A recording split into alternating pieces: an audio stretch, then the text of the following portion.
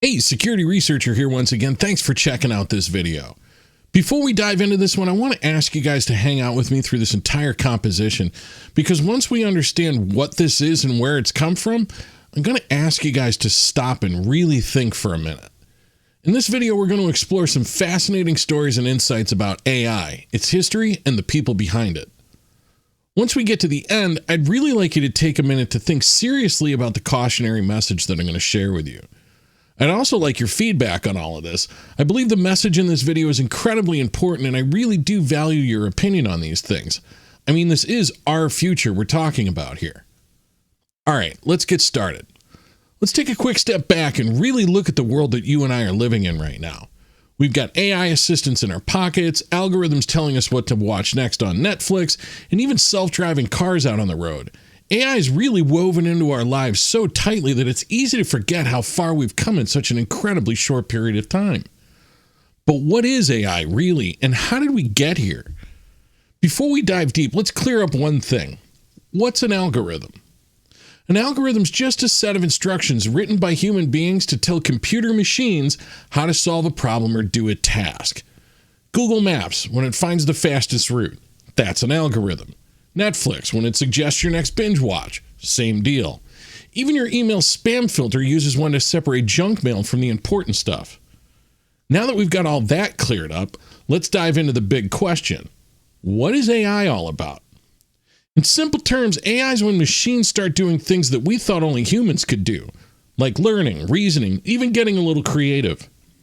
And right now, AI is broken down into three main categories: narrow AI, general AI, and artificial superintelligence. Let's kick this off with what we already have all around us: narrow AI. This is the AI that you and I are currently interacting with all the time. Think of it as a specialist. It's really good at one thing and one thing only. Take Siri, for example. If you ask her to play your favorite song, set an alarm, or send a quick text, no problem, she's got you covered. But if you need help assembling IKEA furniture, you're going to be on your own. Google Maps, same deal. It's fantastic at giving you directions, adjusting for traffic and road conditions, but don't expect it to book a table at your favorite restaurant. It can't do that. That's narrow AI in a nutshell. It's great at doing one job, and it sticks to that one job. Whether it's a chatbot handling customer service, Netflix recommending what you should watch next, or Tesla's autopilot navigating the highways, it's all narrow AI. They're experts in one field, but multitasking, forget about it. Hey, can I ask you something? What? What's forget about it? What is that? Sometimes it just means forget about it. All right. Thank you very much. I got it. And let's talk about the dream that everybody's chasing: AGI, or artificial general intelligence. This is the holy grail of AI, the kind that we're all still working towards. If narrow AI is a specialist, AGI is the jack of all trades. It's the kind of AI that can think and reason like a human across a huge range of tasks. Now imagine an AI that can not only help you assemble IKEA furniture, but can also figure out what show you should watch afterwards and give you solid advice on that next job offer you've been mulling over, all at the same time. That's AGI. It could do everything that you can do and a lot better than you can do it. But AGI doesn't exist yet. We're still playing with narrow AI, which is great at one thing, but it's really limited on what it can do. AGI, on the other hand, would be like having an assistant who could handle everything that you could throw at him all at once. Cooking dinners, solving complex math problems for the kids, planning your next vacation. For now, thankfully, AGI remains out of reach. Finally, let's step things up a notch. We're talking artificial superintelligence. This is Skynet. This is where things get sci-fi. ASI isn't just about machines being as smart as humans. It's about them surpassing us in every possible way. If AGI is your most capable problem-solving friend, ASI is a super genius on steroids. ASI could outthink the brightest minds in every field, whether it's science, math, or art. We're talking about an intelligence that could invent things we haven't even thought of yet. Sounds cool, right? Well, maybe. With ASI, we start to enter this gray area. What happens when a machine is smarter than us, faster than us, and can make decisions without us? Some people believe ASI could solve all of humanity's problems. and other people worry it could go rogue and make decisions that aren't exactly in our best interests. So how did we go from AI being a distant idea to AI shaping entire industries and sparking debates about the future of humanity? For that, we're going to have to rewind the clock quite a bit. This journey takes us from the 1950s all the way to today. Now, before AI took off and started making headlines, there were real people, brilliant, curious minds, laying the groundwork for everything you and I see today. These weren't just names on a chalkboard or in textbooks. They were men and women driven by a desire to solve problems, to push boundaries, and to imagine futures we hadn't even considered yet. Their work wasn't just technical, it was deeply human. They asked the same type of questions we ask ourselves every day. What's possible? What can we achieve if we dare to think bigger? These pioneers didn't just build machines, they built ideas, and the world that we live in today is a product of their dreams and their grit. We've got to start with Alan Turing, the British mathematician who back in the 1950s asked the question, can machines think? This was at the time when computers were barely more than giant calculators, but Turing was already thinking ahead, proposing what's known now as the Turing test. The idea is simple. If a machine can carry on a conversation that's indistinguishable from a human, then it could be considered intelligent.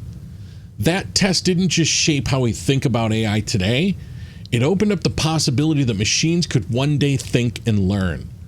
Turing set the philosophical and theoretical groundwork for everything that followed. Now, while Turing was laying the groundwork in the 1950s, J.C.R. Licklider was busy in the 1960s imagining a world where humans and computers work together seamlessly. In his influential paper, Man-Computer Symbiosis, Licklider outlined a vision where computers wouldn't just crunch numbers. They'd help us solve complex problems and even partner with us on creativity. Sound familiar? Every time you use your smartphone or rely on an AI tool to help you with a task, you're living in Licklider's dream. He wasn't just a visionary, though. He played a major role in funding and guiding the creation of ARPANET, the precursor to the internet. Without ARPANET, we wouldn't have the global connectivity that's the backbone of today's AI-driven world. I actually did a video on this called The Secret Cold War Origins of the Internet. If you want to find it, check out my YouTube channel. Now, Licklider set the stage not just for the internet, but for personal computing and ultimately the AI revolution. The world we live in today, where humans and computers think together, wouldn't exist without him. So next time you ask Google a question or send an email, think about J.C.R. Licklider. He truly helped shape the modern technological landscape. Now, we can't talk about the early days of AI without mentioning the Dartmouth Conference in 1956. At that point, some of the brightest minds in the field, John McCarthy, Marvin Minsky, Claude Shannon, and Nathaniel Rochester, came together to discuss their vision for intelligent machines. This was AI's official birth, as the conference transformed the idea of AI from science fiction into a legitimate field of study. By the time the 1960s and 70s rolled around, AI research was heating up, and a few key players were about to take center stage. John McCarthy is a name you're going to hear a lot when you're talking about AI. In 1965, he founded the Stanford Artificial Intelligence Lab, SAIL. McCarthy wasn't just interested in AI theory, he was building machines that could reason, learn, solve problems. He even created Lisp, the programming language that became the backbone of AI research for decades. At SAIL, they weren't just dreaming, they were making AI real. Ever heard of Shaky the robot? It was the first mobile robot that could reason about its actions, laying the foundation for autonomous machines that we're seeing everywhere today. Here's something you might not expect. The military has been quite a driving force behind a lot of the tech that you and I are using today, thanks to DARPA, the Defense Advanced Research Projects Agency. Starting in the 1960s, DARPA pumped millions of dollars into AI research, not to build cool gadgets, but because they needed technology that could solve national security challenges. Want to know why your phone can recognize your face or why you can navigate with GPS? That's DARPA.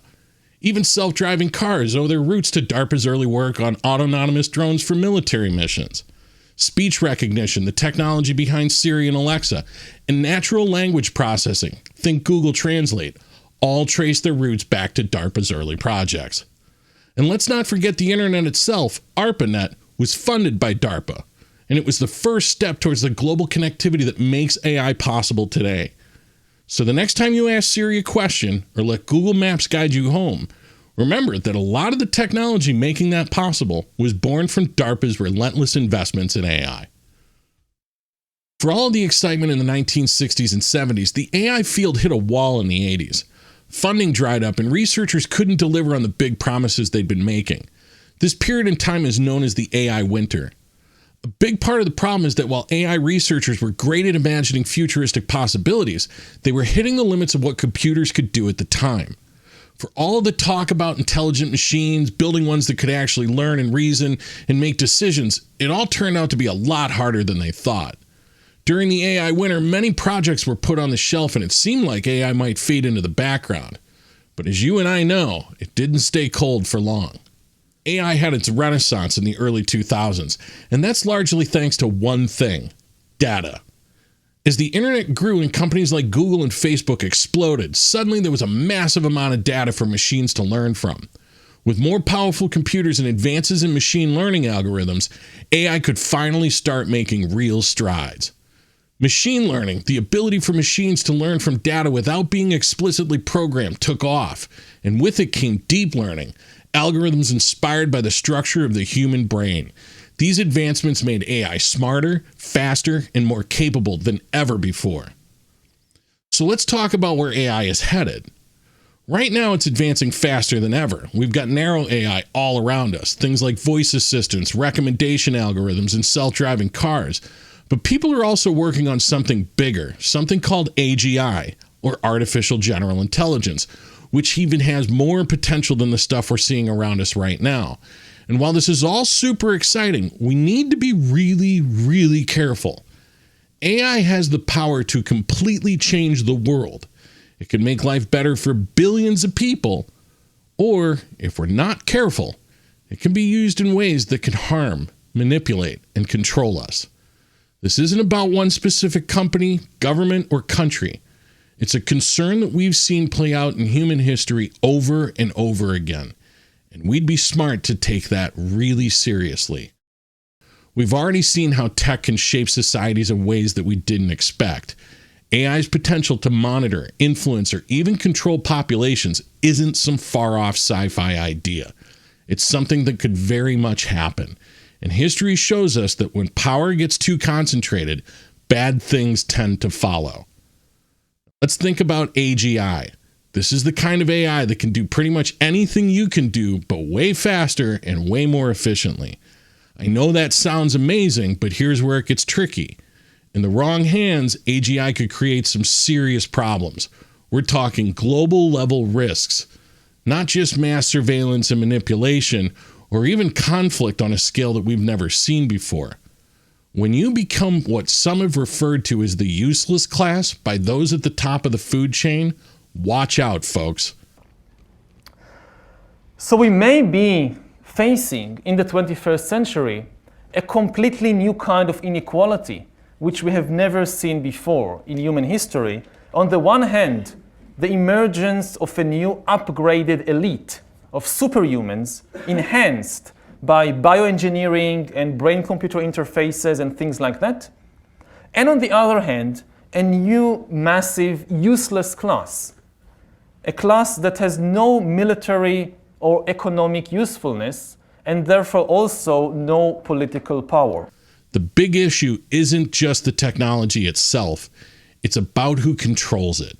If we make the wrong choices, the consequences could be huge, and we'll all have to deal with that. This isn't just about tech. It's about things like human nature and ethics and responsibility and making sure that the people creating AI are doing it for the right reasons. The choices that we're making right now about AI are going to define the future.